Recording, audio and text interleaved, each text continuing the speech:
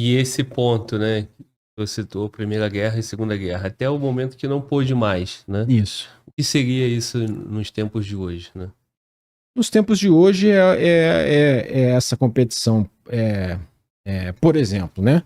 A guerra da Ucrânia se agravar para uma guerra da OTAN, né? Digamos que isso aconteça. Você não tem mais liberdade. O Brasil não vai ter mais liberdade de comerciar com a Rússia. Dificilmente.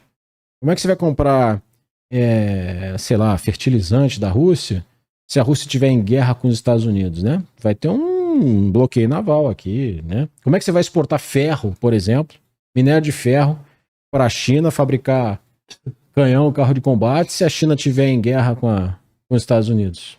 Não vai vender. Porque você vai apoiar o esforço de guerra da China? Então, assim, isso foi o que aconteceu na Segunda Guerra Mundial. Segunda Guerra Mundial, o saliente nordestino, né, o Nordeste era muito importante do ponto de vista estratégico para os Estados Unidos mandarem suprimento para o norte da África, mandarem equipamento para o norte da África.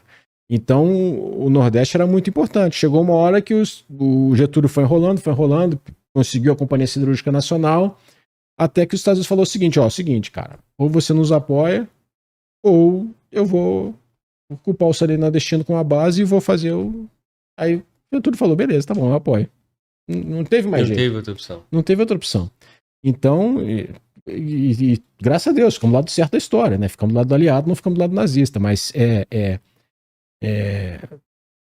essa opção chega uma hora que não tem mais, né? Por causa dessa competição sistêmica. Se a gente fosse um país africano, talvez fosse diferente. Se a gente fosse um país asiático, talvez fosse diferente. Mas nós estamos aqui no que o americano chama de hemisfério ocidental. Nós estamos aqui na área mais, no entorno estratégico dos Estados Unidos. A segurança dos Estados Unidos ela é primeiro no Caribe, depois na América do Sul, na Europa, no Atlântico Norte. Então, assim, são círculos concêntricos, né? Por isso que ela não pode admitir, por exemplo, bases na Venezuela. Né? Por isso a crise dos mísseis em Cuba na década de 60. O soviético botou o míssil em Cuba, quase que o mundo foi para uma guerra nuclear. Assim, ele não admite. Então, considerando a força dos Estados Unidos, é fato que o Brasil, nos próximos dias, depois da ligação do Biden para o Lula, provavelmente ele vai se posicionar de uma forma mais de acordo com os interesses dos Estados Unidos, né? Tem essa tendência. Eu acho que já se posicionou, porque no fim os Estados Unidos falaram a mesma coisa que o Brasil. Os Estados Unidos também disseram e querem ver o resultado das atas, né? Querem a comprovação da eleição. Se o Maduro conseguir, de uma forma verossímil, comprovar que ganhou, a comunidade internacional não vai ter o que fazer. Né? Ele comprovou. Vai dizer o que? Não, mas isso é mentira? É falso? Sim. É difícil. Então, assim, se ele apresentar a documentação comprovando que ganhou, e essa documentação for verossímil, se for falso, né? Se for evidentemente falso, se a oposição conseguir comprovar e aquilo ali é falso, ok. Mas se for verossímil, o que os Estados Unidos vai fazer? Não tem o que fazer. O que o Brasil vai fazer? Não tem o que fazer. Agora, então assim, a posição dos Estados Unidos e do Brasil hoje, formalmente, são a mesma. Olha só, que é a mesma do Chile, que é a mesma da União Europeia, que é a mesma do Reino Unido. Tem que comprovar que ganhou. Se comprovar que ganhou, beleza. Então a posição formal é igual, não tem diferença. A diferença foi na demora, né? Como as palavras foram ditas, né? Que foi diferente. Levando em consideração que o Maduro é um ditador e que ele não quer largar o poder. Sim. Levando em consideração que Rússia e China querem e precisam que o Maduro continue no poder. Considerando que o processo não foi um processo justo e que ele não tem essas atas para apresentar, né? Sim. De forma verossímil, né? Ele não vai apresentar, né? Sim. E o perfil dele, né? E é muito provável que ele não vá apresentar. Ele tem um teste, né, de resistência da força dele, que é da última eleição, em 2019. desses mesmos movimentos, né? Sim. Parece que agora está mais forte do que Sim. foi nesses anos. Vislumbrando já a possibilidade que o Maduro não vai apresentar. Qual o próximo passo? É uma crise muito grande na Venezuela. É uma crise muito grande. Porque, aparentemente, a população foi para a rua e não vai sair mais. Pelo menos essa é a impressão que a gente tem agora, né?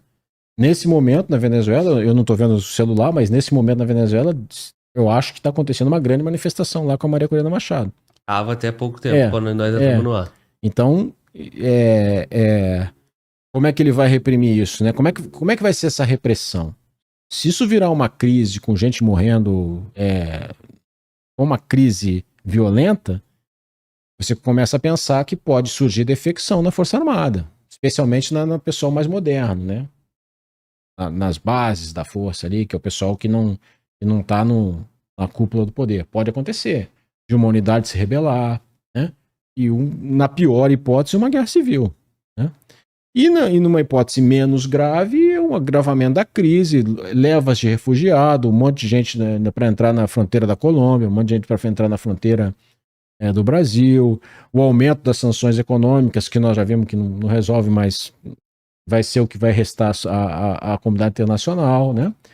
Um monte de país cortando relações diplomáticas. Então, aqui na América do Sul, por exemplo, 7 países disseram que não iam, que não aceitavam o resultado, não sei o quê, se posicionaram de uma maneira mais dura, né?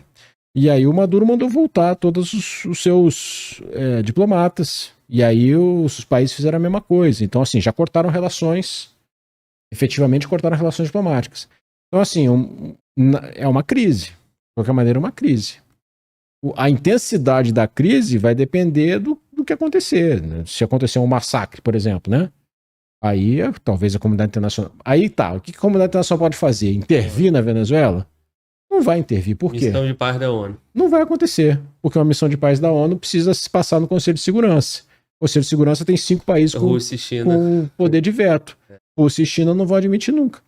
Rapaz, nós não conseguimos unanimidade no Conselho de Segurança nem pro Haiti.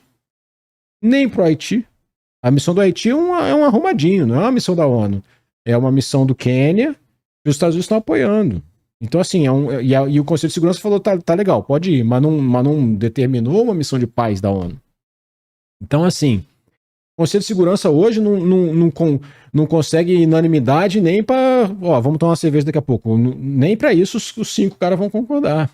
Quanto mais uma missão de paz na Venezuela, não vai acontecer. Então, o que a comunidade internacional pode fazer? Uma intervenção unilateral? Isso é ilegal do ponto de vista do direito internacional. Nenhum país do mundo pode atuar em outro país, exceto com o aval do Conselho de Segurança. Então, os Estados Unidos vai fazer como ele já fez no Iraque e repercutiu tão mal, ele não vai fazer isso. Então, a comunidade internacional não tem muito o que fazer. Não tem ferramentas hoje, por causa dessa questão, dessa disputa geopolítica, não tem ferramentas hoje para fazer isso, né? A não ser que aconteça uma coisa completamente fora da normalidade, mas também acho que isso não vai acontecer, né? Bom, o comum é Maduro, a postura, né, de ditador dele, mostrar muita força e esfriar o movimento. Né? Essa é a solução.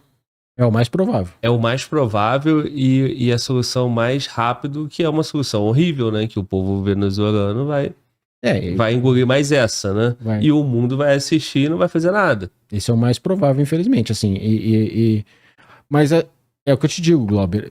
Me parece que dessa vez se subiu um patamar na reação popular, sabe? Nós não vimos esse tipo de manifestação com essa intensidade, pelo menos eu não me lembro em outras oportunidades. Então me parece que subiu um pouquinho o patamar, né? Mas o mais provável é que isso vai esfriando, né? E todo mundo acabe aceitando. Com as sanções, com tudo isso que nós já conversamos. Sim. E aí tu falou do pessoal mais moderno ali da força, né? Seria o grupo ali, não do oficial superior, né? É major, assim, isso, major para baixo, né? Tô falando aqui chutando, né? Porque eu não tenho nenhum dado. Não, mas né? historicamente você vai ver outros eventos exemplos, que foram assim, né? Exatamente. Porque o pessoal mais antigo já normalmente já tá mais alinhado com o governo, até porque se não fosse alinhado não chegaria, né? Isso. Ficaria pelo caminho. Pediria demissão, iria embora da Venezuela, não seria promovido, não ganharia um comando. Então quem está em função de comando, teoricamente... Não quer perder o comando. Não, e já é um pessoal que está alinhado. Pessoal que... e tem um pessoal que acredita mesmo, Glauber. O Chaves, ele ia na academia militar, tirava os oficiais, instrutores da sala, e ficava ele conversando com os cadetes horas. Fazia isso semanalmente, né? Então, assim, tem um pessoal que realmente acreditava no Chaves, né? E acreditava no movimento e acreditava que aquilo estava certo. Então, havia uma componente ideológica, vamos chamar assim, muito forte no chavismo, né? Junto à oficialidade. Eu digo isso porque eu conheci oficiais venezuelanos assim, né? Isso ao longo do tempo, vai se dissipando. Chaves morreu, né? E hoje há outros interesses envolvidos. Mas, mesmo assim, ainda há uma forte componente ideológica aí que alimenta esse pessoal que está nos cargos de comando das Forças Armadas venezuelanas. Sim, e esses cargos de comando é fomentado também pelo Maduro, né? Como uma forma dele se estruturar. Tu citou o número elevado de generais? Quantos generais? 2.000 generais. 2.000 generais num país igual a Venezuela. Isso, 2.000 generais. A nível de comparação, o Brasil, com a população que tem, com a força do tamanho que tem quantos generais? Se somar a Marinha, Exército e Aeronáutica, dá uns 300. Porra. Os Estados Unidos tem 900. Que isso? Se você somar os 900 dos Estados Unidos e mais todos os da OTAN, dos outros 31 países da OTAN, você não tem 2.000 generais. Ou seja, a maior aliança militar do planeta, aliás, a maior aliança militar da história, que é a OTAN, não tem a quantidade de generais que tem na Venezuela. Que isso. Então, isso mostra uma preocupação em agradar, uma preocupação em dar cargos importantes, né? Mas também mostra que ele chegou no limite, né? Ele já tá inchado, né? O que mais que ele tem para oferecer certamente, para agradar a força, né? Certamente pode concluir. Não, certamente não tem o que esses caras fazerem, né? Não tem no exército, não existem 2.000 cargos de general. Porque eles não têm brigada suficiente para esses caras comandarem, não tem função para todo mundo, né? Esses caras estão em outras funções, né? Estão na administração pública, estão na política, estão em empresas estatais, né? Estão em outros lugares, né? Agora, o que você falou é verdade, né? Mesmo esses caras, eles têm parentes que foram embora, estão morando no exterior, né? Porque as condições de vida na Venezuela pioraram muito, né? Os cargos intermediários, as funções intermediárias, certamente nessa oficialidade, você tem muita gente que tem parente fora, morando fora. Então isso também tem uma insatisfação aí, né? Que muitas vezes ela é abafada, escondida, né? Sim. E aí, esses movimentos de revolta, então, seria a maior possibilidade do Maduro cair, né? Seria esse movimento da oposição, esse movimento popular, né? Liderado pela oposição. Foi assim em outros países, né? Eu acho que essa hipótese eu acho muito difícil que aconteça, mas ela só consigo pensar nela dessa forma. Não acredito que isso aconteça de fora para dentro, não. Somente de uma questão interna, né? Ou se eles resolverem mudar para não mudar. O que eu chamo de mudar para não mudar? O Padrino Lopes, o ministro da Defesa, ele troca o fusível. Realmente Maduro não vai dar mais, não. Nem o Maduro, nem a Maria Corina. Vamos botar esse cara aqui. E ele bota um cara... O interventor, mas... E ele troca o fusível. Ele queima o Chaves e bota outro cara. Aí ele perde o anel, mas mantém os dedos, né? Também pode acontecer isso. Eu não acredito que a liderança da Venezuela hoje, o cara mais importante da Venezuela, seja o Maduro. Não é o Maduro. Ah, é? Pra mim o mais importante hoje é o Vladimir Padrino Lopes, é o ministro da Defesa. É quem tem a força. É quem tem a força. É ele que manda, não é o Maduro. Embora o Vladimir Padrino Lopes diga que apoia incondicionalmente o Maduro, né? Então, se você for no Twitter dele, ele vai ter um monte de retweet do Maduro. Ele presta aparentemente, né, toda a reverência à figura do presidente, né? Agora, será que é isso que realmente que ele pensa, né? Acho que não. Então esse é o homem mais forte da Venezuela. Quem tem o poder aqui. Numa crise, quem é que é o cara mais poderoso? Numa crise é quem tem a força. Sim. E ele pode sair como herói, então, né? Porque ele pode chegar e falar, pô, o povo é soberano e tal, e prende o Maduro e vai... Assim, as pessoas não vão engolir isso, né? Mas é uma tentativa, né? É uma tentativa. Sim. Para complementar esse ponto, outros países, né? Ucrânia, Síria, quando tem esses movimentos, né? Teve a Primavera Árabe lá atrás, né? 2011, eu acho, né? Por aí. Fica como... os Estados Unidos financiou uma revolta para poder derrubar o governo, o poder, né? Você acha que já tem esse elemento na Venezuela? Glauber, assim, eu sou um cara que acredito muito pouco em teoria da conspiração, sabe? Tá. Eu sei que existe. Não vou negar que exista financiamento de movimentos revolucionários, financiamento de movimentos desse tipo, né? A missão dos Forças Especiais é essa, é fomentar esse tipo de ação.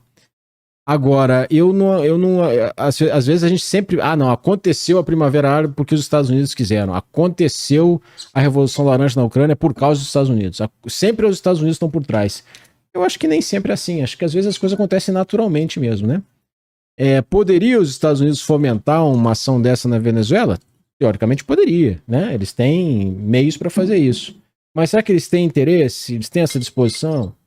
E não. Poderia surgir de uma forma natural? Poderia. Acho que poderia surgir de uma forma natural, sem interferência dos Estados Unidos, né? Então, mas assim, eu sempre tendo a achar que acontece mais por razões naturais, né, orgânicas, do próprio Estado, do que fomentadas pelos Estados Unidos. Normalmente eu não acredito muito em teorias da conspiração, não. Mas essa é a minha posição. Sim, entendo. Bom, pensar assim, talvez tirasse esse movimento espontâneo dos povos, né? Então Exatamente. Toda a revolução, toda a movimentação é porque os Estados Unidos estão financiando. Você tira completamente a agência dos povos. Os povos têm agência, os povos têm capacidade de ação, né? Então, é lógico que isso pode ser fomentado, é lógico que isso pode ser insuflado, isso aí pode aumentar. Agora, acontecer artificialmente, assim, do nada, é muito difícil.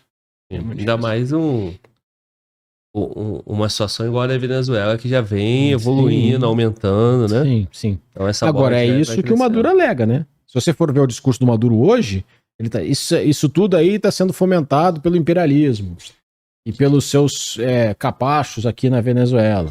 Ele diz isso. Isso está sendo fomentado pelos Estados Unidos, né? Porque para ele é muito melhor que seja essa a narrativa, né? O que você também não acredita, né? Você acha que é só uma forma dele buscar força, né? Não acredito. Isso é uma forma de você dizer assim, não é o povo venezuelano que quer que eu saia. Quem quer que eu saia é o imperialismo. É o imperialismo. Não é, essas manifestações não são espontâneas. Os Estados Unidos estão por trás dela. Eu não acredito nisso. Acho que as manifestações são espontâneas, sim. Né? Eu não acredito que seja uma coisa insuflada pelos Estados Unidos. Quem diz isso é o Maduro. Sim. Inclusive, nessa do que o Maduro diz, ele está dizendo que está sendo vítima de um golpe. Exatamente. Né? E é isso que ele fala. Então, assim, a partir de agora, não é ele que está dando um golpe na democracia venezuelana. Ele está sofrendo um golpe. Ele está sofrendo. E tem muita gente que embarca nisso, né? Tem muita gente que embarca nisso, né? E assim, às vezes, uma postura muito anti-americana leva as pessoas a pensarem nisso, né? E leva as pessoas, inclusive, a concordarem com o que o próprio Maduro está dizendo. Pessoas que você esperaria que não concordariam, acabam concordando porque o anti-americanismo, né, leva as pessoas a pensarem dessa forma.